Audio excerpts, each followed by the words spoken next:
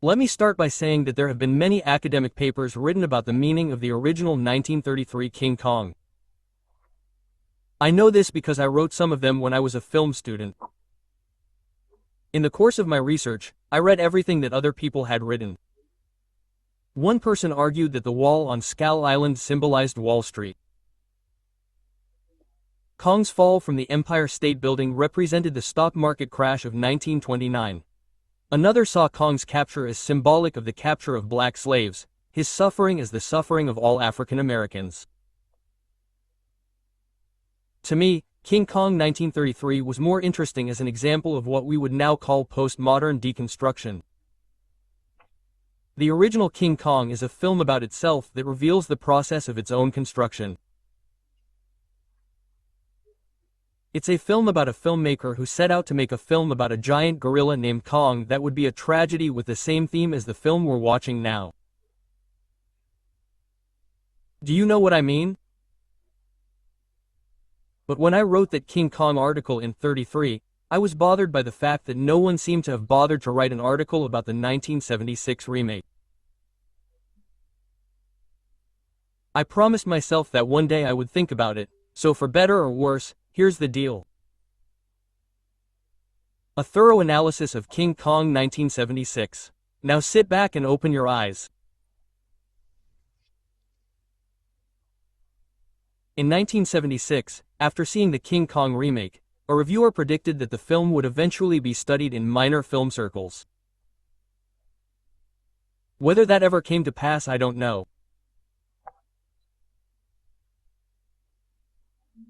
A few reviewers took the film seriously enough to attempt an analysis, but screenwriter Lorenzo Sample Jor was the writer of the 60s Batman TV series, and as a result most critics weren't ready to consider the film anything more than a kitschy monster movie.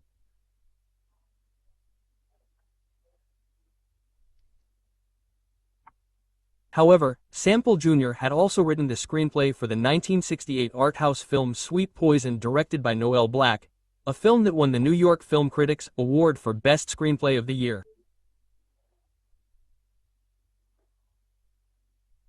Jr. had also been the screenwriter for the very famous 1975 film 3 Days of the Condor starring Robert Redford, directed by Sidney Pollack, for which Dino De Laurentiis, producer of the King Kong remake, was executive producer. Finally, Sample Jr. had been the screenwriter for another political thriller entitled Because He's a Murderer in 1974, directed by Alan Pakula. The 1976 King Kong is not only a fascinating subject of study in its own right, but becomes even more interesting when compared to the 1933 original. The main difference between the two films lies in the concept of guilt. The remake was widely criticized for making too obvious what was only implicit in the original. In both films, the audience felt sympathy for Kong and his death was a tragedy. So critics considered the two films essentially identical, but in the original there was no blame attributed to his death, and while it was a tragedy, that didn't mean it was a bad thing. We could make a film about a child who grows up and leaves home. That too would be sad, but we wouldn't blame the parents or feel that any wrong had been done. It would be a necessary tragedy. So the audience of 33 saw the original King Kong. His death was sad, yes, but necessary. To understand this concept we have to understand the 1930s. Back then there was no environmental movement. The earth and its creatures were there for man to use as he pleased, including for mass entertainment. No one cared about the environment, and certainly not the directors Shaq and Cooper who made King Kong. In the 1933 King Kong, the person responsible for Kong's death is Carl Denham, a film director. Yet not only is he not criticized by any of the film's characters, but he is in fact the hero and voice of reason, the one with whom the audience was supposed to identify the most. This should come as no surprise, given that it has long been accepted that Denham was inspired by SCHC and Cooper themselves, who traveled to remote parts of the world to make films, often endangering the lives of animals for the sake of the footage. But to claim that there is no fault in King Kong 1933 is not entirely correct. After all, we are told, it wasn't the planes, it was beauty who killed the beast. Of course, this is not a real fault. Andorov, Beauty, did not knowingly kill Kong, the beast. It was simply her nature as a woman that caused Kong to shrivel up, which in turn led to his death. This too was a very 1930s concept, an obsession even. In the 1930s, being misogynistic was not seen as a bad thing.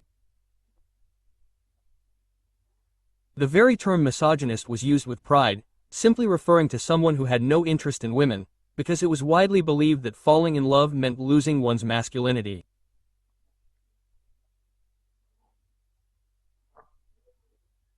Just as the Ripper General feared losing his precious bodily fluids in Stanley Kubrick's Dr. Strangelove, in this way the 1933 King Kong profoundly reflected the concerns and prejudices of its time. In criticizing the remake, critics referred fondly to the innocence of the original film that they felt had been lost in the remake. But we could also interpret this innocence as irresponsibility. In the 1976 remake we see a reflection of the era in which the film was made. We could no longer ignore the damage that humans were doing to the environment. The age of Aquarius had begun, and Kong's death could no longer be seen as a necessary tragedy. It was simply wrong and as such had to be blamed.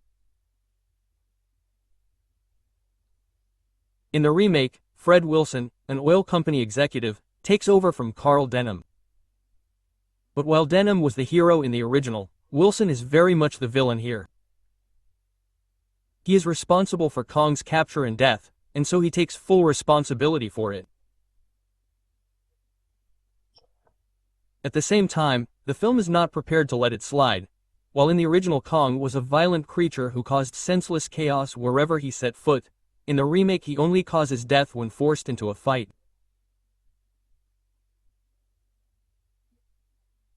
When Kong knocks the crew of the Petrix Explorer off a tree trunk, killing them, he does so because they shot him first, and when he dies, we are no longer told that it was Beauty who killed the beast. Beauty did everything she could to save him. But this time, there can be no doubt. It was the helicopters that killed Kong. As Kong lies dying on the destroyed apron, photographers climb onto his chest in a pose that one critic has compared to the Marines attacking the Vogima. In this way, we too take full responsibility. The photographers are there to satisfy our curiosity. We are responsible too. Worse still, the Air Force had killed Kong in the most insidious way. They knew where he was headed because Jet Prescott had told them on the condition that they capture him alive.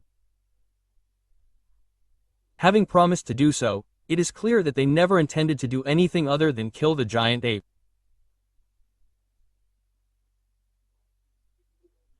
The message so common in 1970s films, including 3 Days of the Condor and Why He's a Killer, also written by Sample Jr., is trust no one over 30.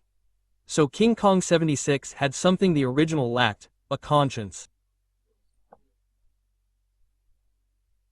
And that conscience was personified by Princeton anthropologist Jack Prescott. In a sense, he is the true counterpart to Carl Denham. The Greek chorus, the voice of reason with whom the audience is invited to identify. Just as Denham was able to express the main theme of the original when he launched into his Beauty and the Beast speech, so Prescott puts the main themes of the remake into words. He is in a sense both a surrogate for the audience and for Kong himself. To the audience, Prescott expresses our anger and grief as events unfold. And this reflection reaches its climax when Prescott literally applauds Kong atop the World Trade Center as he hurls a tanker at the flamethrower-wielding military, killing them. To Kong, Prescott is the voice of the mute monster. This latter role is particularly complex because Prescott must both empathize with Kong's suffering and see Kong as a rival for Dwan's affections. The result should be an impossible contradiction. Instead, Sample Jr. cleverly recognizes that it is precisely because they are rivals that Prescott is able to better understand Kong's emotions and motivations. Prescott is in symbiosis with Kong. With his long hippie hair, Prescott even visually mimics Kong, a trait that was noted by almost every critic of the time. As the conscience of the film, Prescott alone must remain above all criticism. By the end of 33, all the characters are more or less guilty of contributing to Kong's death. In the remake, Prescott plays a role in Kong's death, but it's tellingly always an unwitting role. When he leads Kong to the chloroform pit on Skull Island, he's trying to save Dwan and doesn't even know the pit exists. When Prescott leads the Air Force to the World Trade Center, it's only after getting a false promise that Kong won't come to harm. Time and time again, Prescott tries to prevent the chaos that ensues from his fellow men's destructive acts, warning the men not to shoot Kong from the trunk, warning the photographers at Shea Stadium. Prescott does everything he can, but because of the overwhelming forces against him, it's never enough. But a character without flaws is boring. And so Prescott has his moment of weakness, of temptation. At the risk of exaggeration, one can see here a Christ-like symbolism, something dear to the directors of the 70s, with his long hair and beard, and even his appearance reminiscent of Jesus Christ. And here is the temptation. Wilson challenges Prescott to put his words into practice and to walk away from the fame that Kong offers him and, more importantly, away from Dwan. Despite all his talk, Prescott is only human and so he gives in, betrays his ideals, but only temporarily. Later, at Shea Stadium, Prescott finds the strength to give up everything, Dwan included. There is a key moment here when Prescott offers Dwan the same choice. However, she lacks his moral strength, she cannot turn her back on the hunger, the fortune that Wilson is offering her. This brings us to a final question. If Wilson is the villain and Prescott is the conscience, what about Dwan? By the end of 33, Andorov was the fulcrum around which all events unfolded. It was a crucial step, but not in itself interesting. In the remake, Denham is a more richly fleshed out and complex figure. Like Prescott, she is also sympathetic to Kong's feelings for her. When Wilson tells her, "He tried to rape you, honey," Dwan knows that Kong didn't do it. At the same time, she is clearly terrified of Kong. Dwan, just like Prescott, reflects both Kong and the audience. Dwan also plays two roles, being both a source of chaos and order, as in the original King Kong from 1933. Here, Dwan, with her beauty, is again the cause of Kong's downfall. He sees her and is moved to tears. In her death and the destruction that precedes it, there is chaos. As we have seen, this idea of woman as temptress was deeply rooted in the 1930s. With the 1970s came the era of the women's liberation movement. The audience would no longer accept the submissive Andorov, who screamed endlessly and meekly took the blame for Kong's demise. So again, Junior comes up with an interesting solution. Although Dwan leads Konga into chaos, only she has the power to calm and protect him and thus restore order. Even Prescott, as much as he understands Kong, has no such power over the beast. Interestingly, the background music when Kong climbs the World Trade Center is the same as when Dan exits the hold aboard the tanker. We can see a parallel between these two scenes. By the time Kong begins his final climb, all hope is lost. Until then, he still has some control, the ability to escape, but once he begins the climb, all he can do is continue to climb until he reaches a dead end and his death.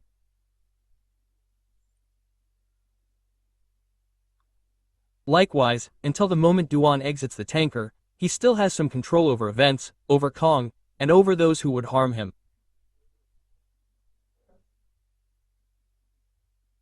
She managed to stop Kong from destroying the tanker, and she managed to stop the captain from flooding the tanker and drowning Kong, but from the moment she leaves him alone in the hold, the rest of the story is out of her control.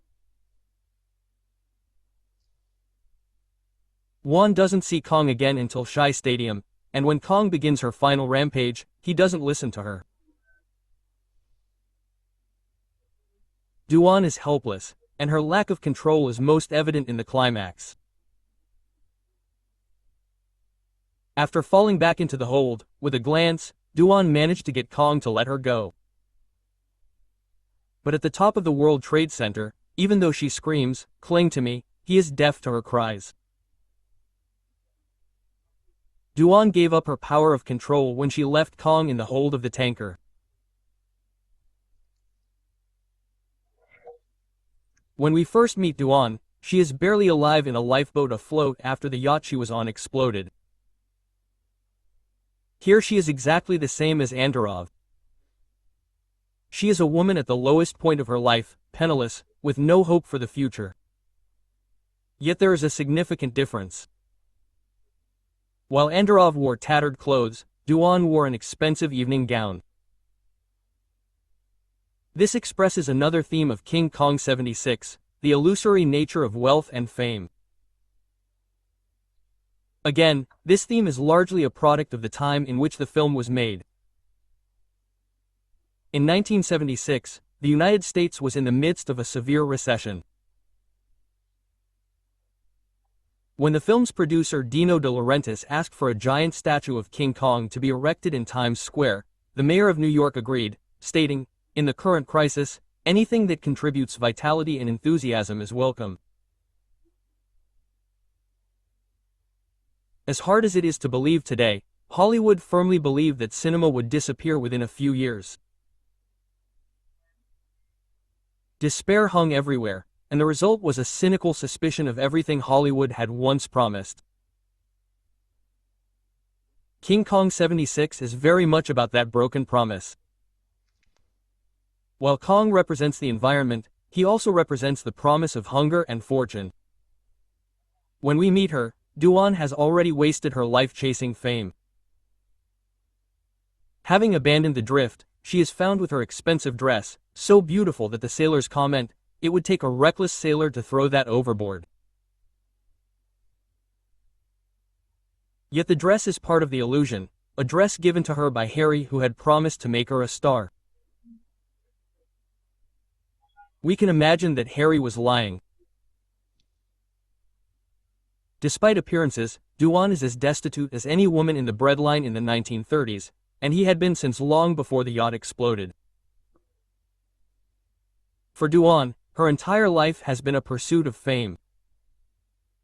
It is Prescott who, as the Greek chorus, recognizes this when he tells her, "You need furs, it's in your blood." Kong is both literally and figuratively the ultimate fur coat. It is for this reason that Dwan cannot turn her back on everything Wilson offers her, as Prescott does. It means more to her than to him. And with Kong's death, Dwan achieves the fame she has sought. Weeping beside the giant's corpse, she is surrounded by photographers, with the mayor of New York struggling to get his picture taken with her. But despite her fame, Dwan is not happy. Like Hollywood, the promise has turned out to be an illusion. It's an illusion that was previously foreshadowed by the Shy Stadium scene when Kong is unveiled to the audience. It's a fascinating scene, as we are treated to a recreation of the first half of the film, but recreated as a kitsch-esque spectacle fantasy. There's the Skull Island wall, but decorated in red, white, and blue. There's the sacrificial altar, but with a red carpet and lampposts. Dwan's sacrificial costume has become a dazzling evening gown. Even Fred Wilson is dressed as a Hollywood version of the Great White Hunter. It's all a lie, and we know it's a lie because we've just spent an hour watching the truth, but it's the lie that Dwan has agreed to be a part of. If she wants fame, that's the price she has to pay. In this carnivalesque spectacle there is only one element of truth, and that is Kong himself, for although even he has been romanticized with the addition of a false crown on his head, the truth he represents cannot be so easily hidden. He alone has remained unchanged. It is the only flaw in the illusion, but a flaw that will soon widen as he breaks free and wreaks havoc, for Kong, in a sense, in his vastness and inevitability represents the truth, and in his final fury he is like the celebrated journalists of the 1970s Woodward and Bernstein, who tore through the fabric of lies of the Watergate scandal, bringing down the system.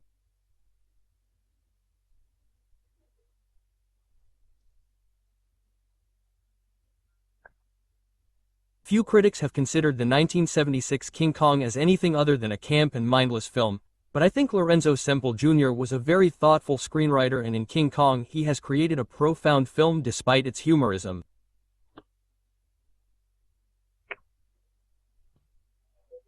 We will find meaning only if we look closely. In the original, '76 cut of the film, Fred Wilson wasn't crushed to death under Kong's foot, but preview audiences wanted him dead, so the ending was changed. But here's the scene as Jr. originally wrote it. Wilson is paralyzed, watching death above him as the great ape's foot is lifted up and bam! It slams into the ground like a pile driver. Kong's foot lifts up again and he stomps on. And from underneath you can see nothing but Wilson's fantastic Savannah hat, flattened like a pancake. There's Wilson with his head pressed against the ground, barely able to comprehend that the foot narrowly missed him. Mutely he reaches for the hat and sees in that ruined thing his entire future, a crushed wreck.